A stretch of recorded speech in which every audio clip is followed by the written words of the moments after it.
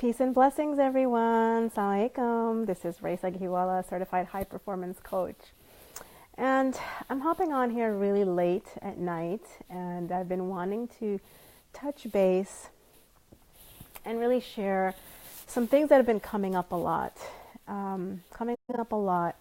About divorce, about what women go through, or what Muslim women go through during divorce. And as I've been talking about this topic a lot in the last week, I've gotten a lot of response from a lot of different women in terms of a lot of questions about guilt, questions about blame, questions about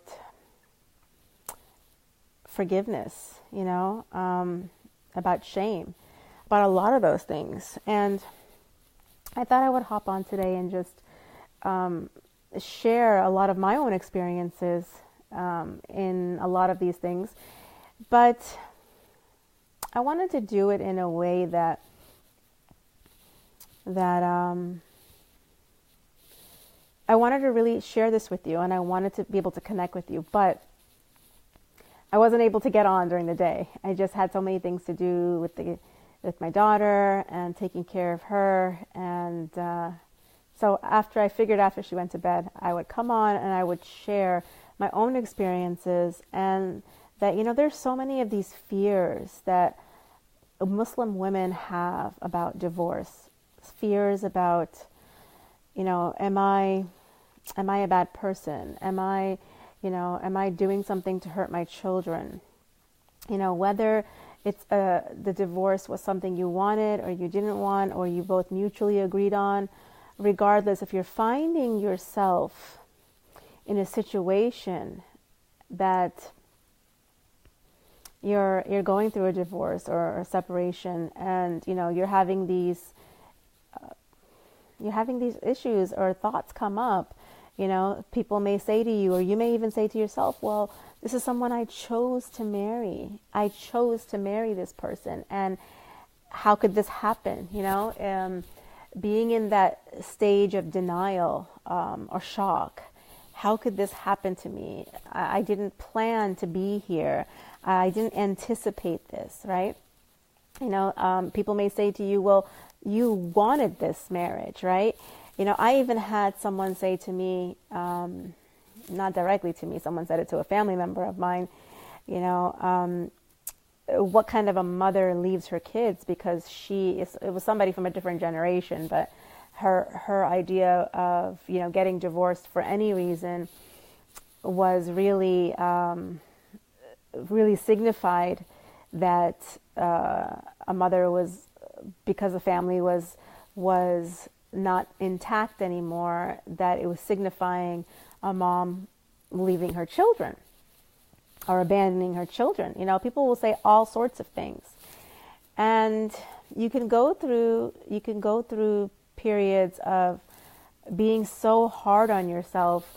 I had people ask me questions about, what am I doing to my kids?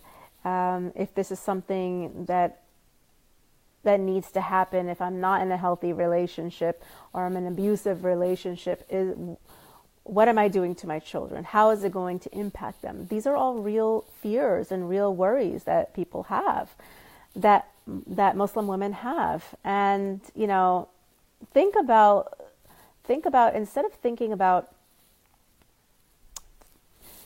it as what are you doing to your children, or how it's going to impact them, thinking about you being in an abusive or an unhealthy relationship, how that impacts your children, what type of example is being set for them, in how, a husband treats a wife, or what a wife, how a wife shows up, and what she accepts or a woman accepts. Those are all things that children are watching and observing. And, because choosing to leave a marriage, nobody does that.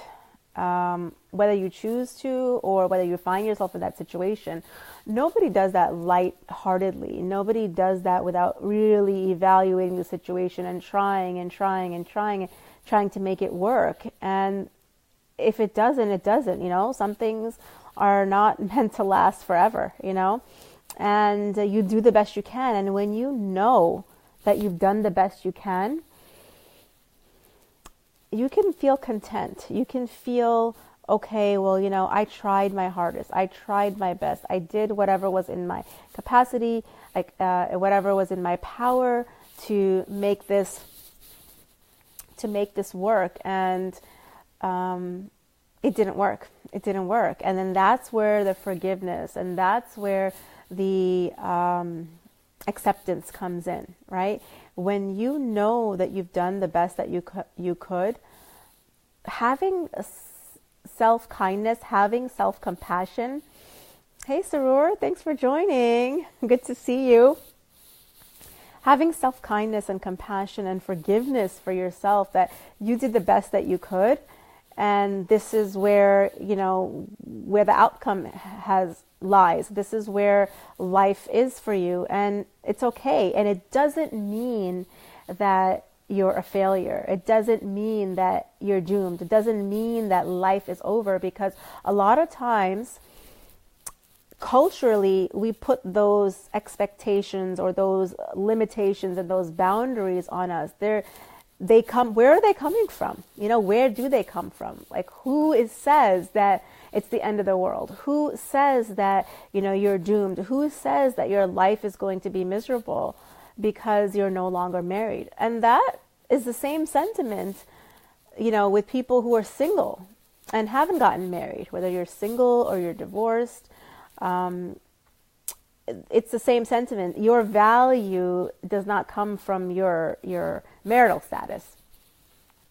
And so, think about the stereotypes that either people are labeling you with or you are labeling yourself with. Hey, Farah, good to see you. Assalamu alaikum. Thanks for joining. I was talking to myself, but I was just talking because I'm on my business page today, and I wanted to hop on and talk about this from this page. And it took a while for people to be alerted and to come on.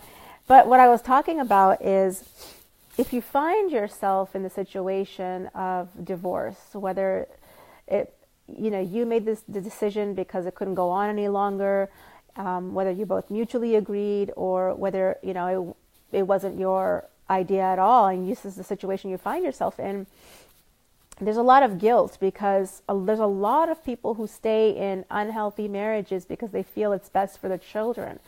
And I always say to that, look, what is best for the children is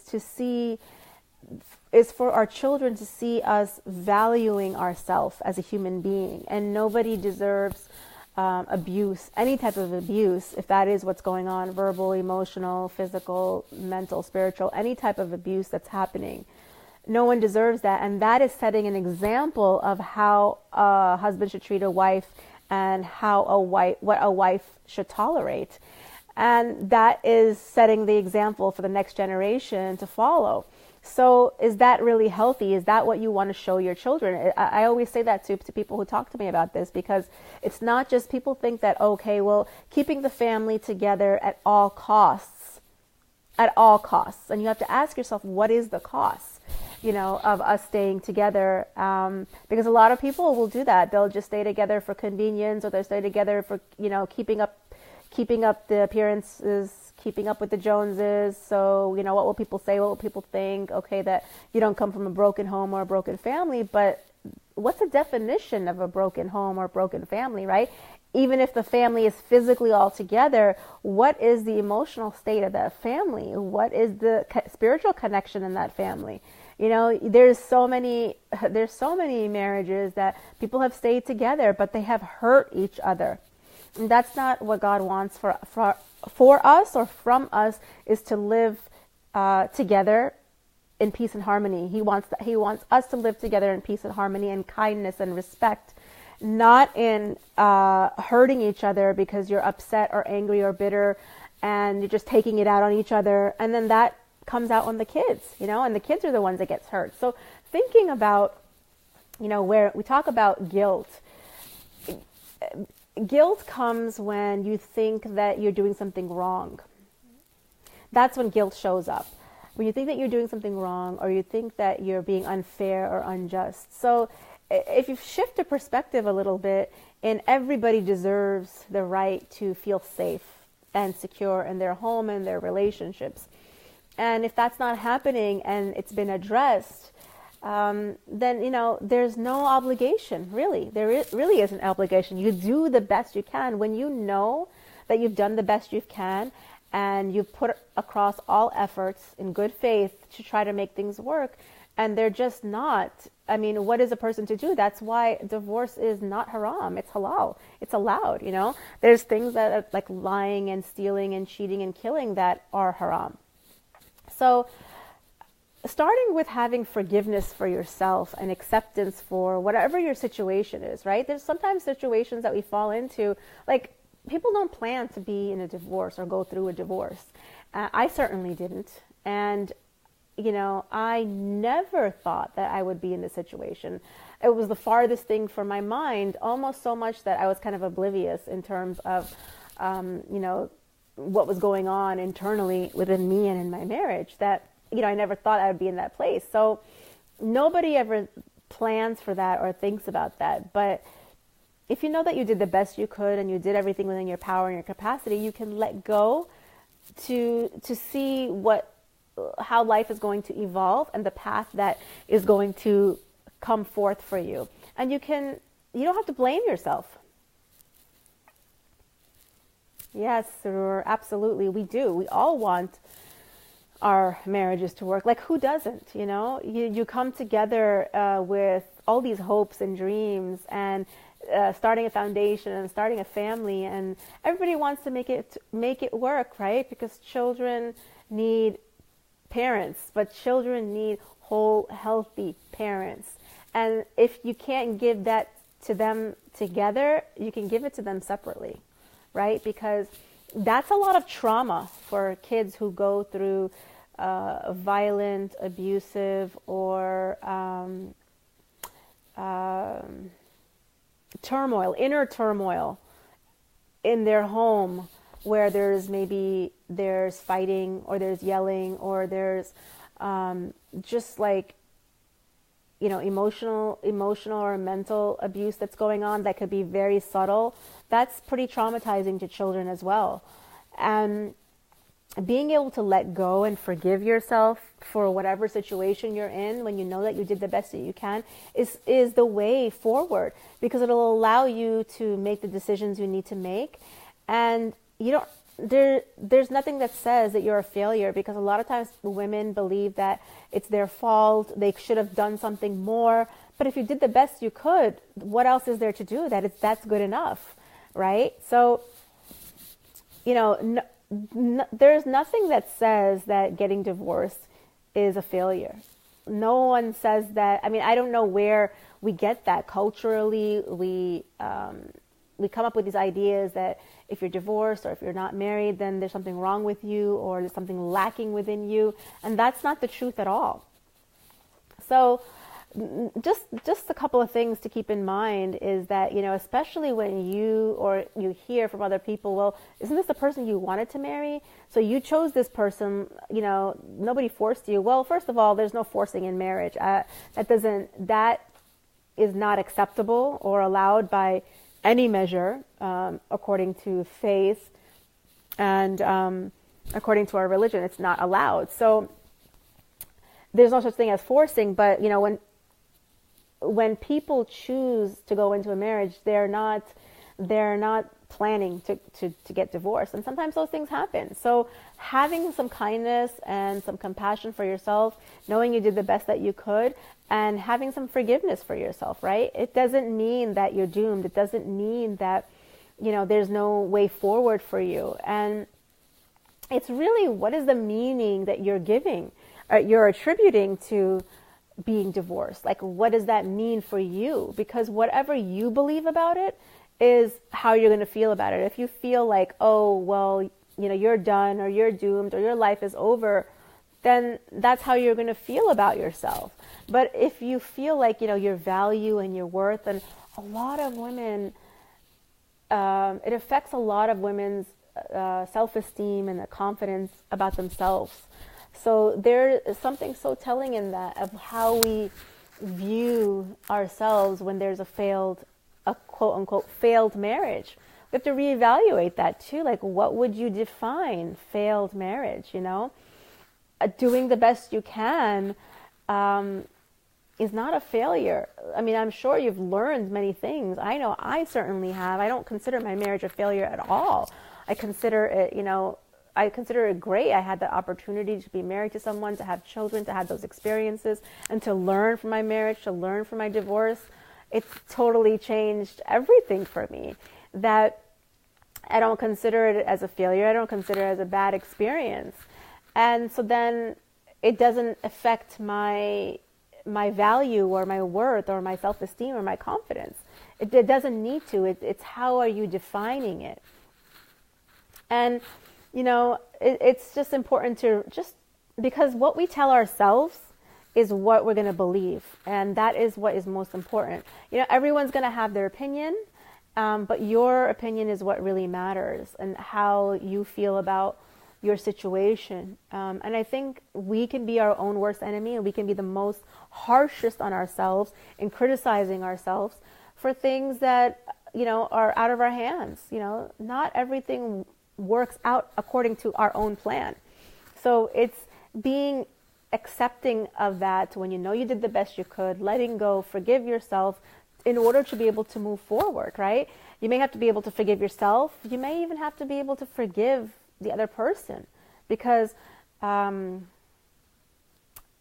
there's a lot of pain and hurt when there's a separation and there's a break in the marriage. There could be anger, there's frustration, there's pain, there's resentment, there's bitterness, there's blame.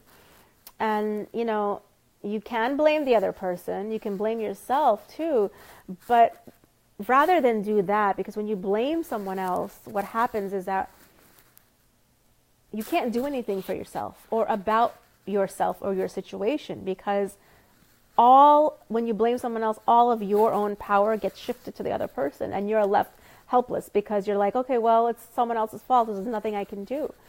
But when you shift it the other way around and take 100% personal responsibility for your part in it, then it totally changes the perspective. You're like, okay, well, the other person can take responsibility for what he or she did. And then there's an element of forgiveness in there, right? Of being able to not only forgive yourself for allowing certain things, but also forgive the other person for any of the hurt or pain that was caused. And that takes a lot of work, and that takes a lot of, it's very heavy, and it's a lot to carry.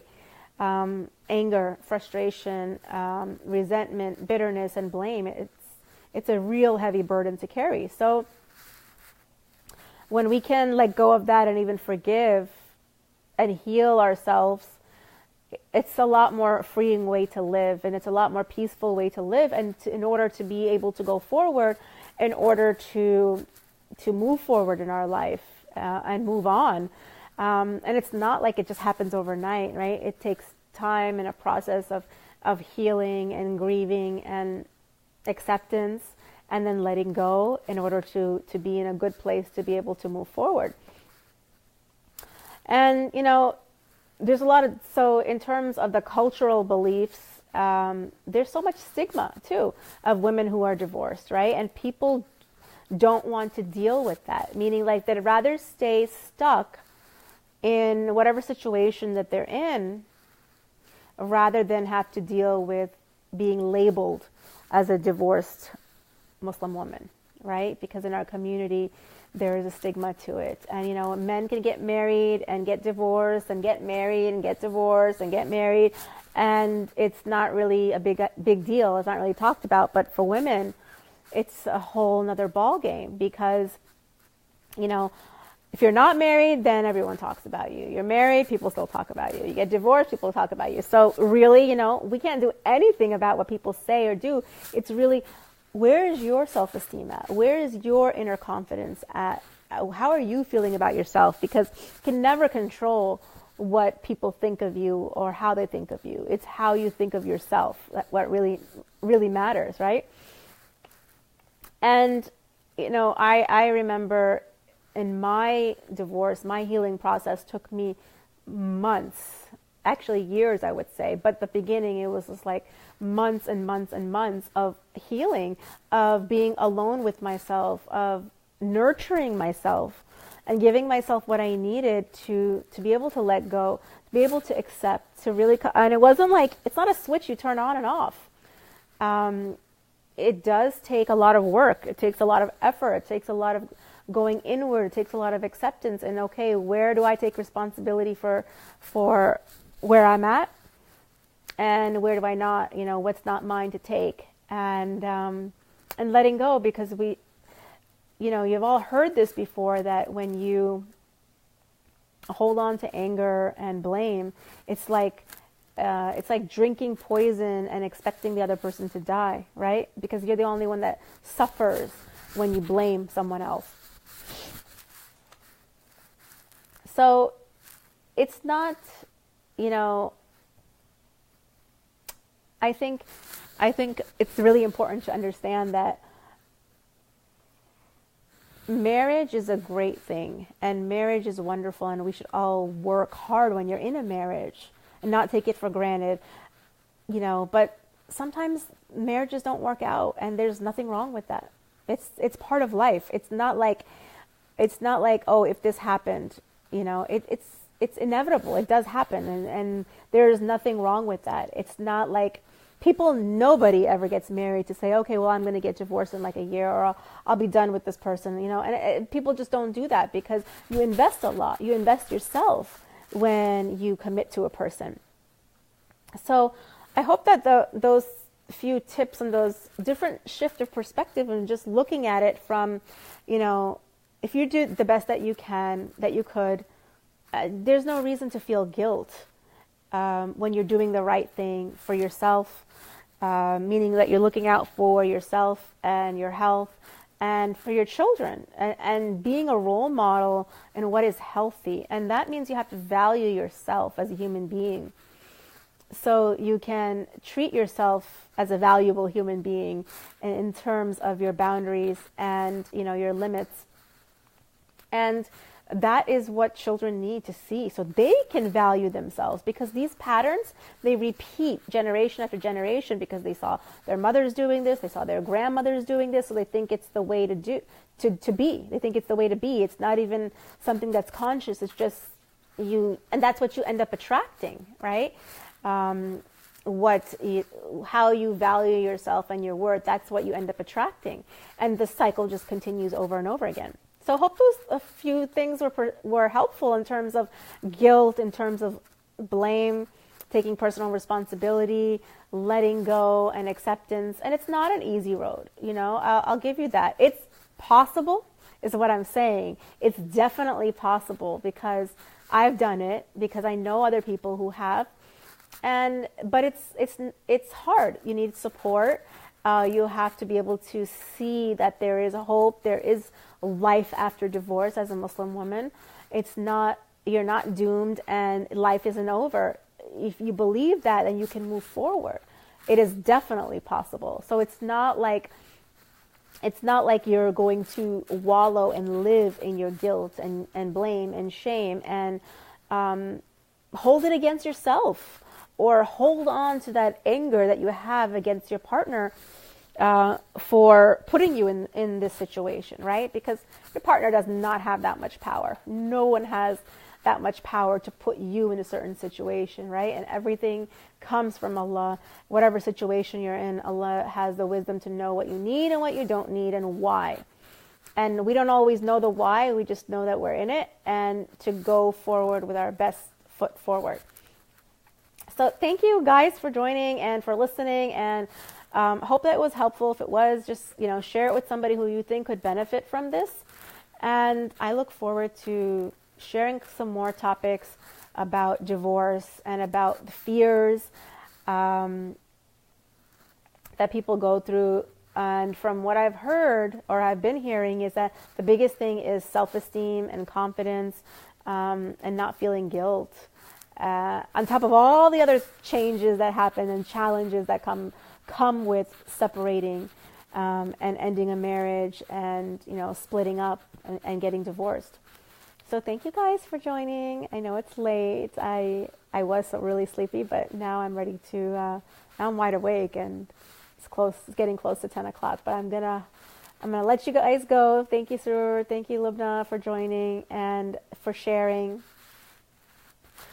And yeah, Surur, your comment about, especially like if you have children, definitely wanted to work out, and it doesn't end there.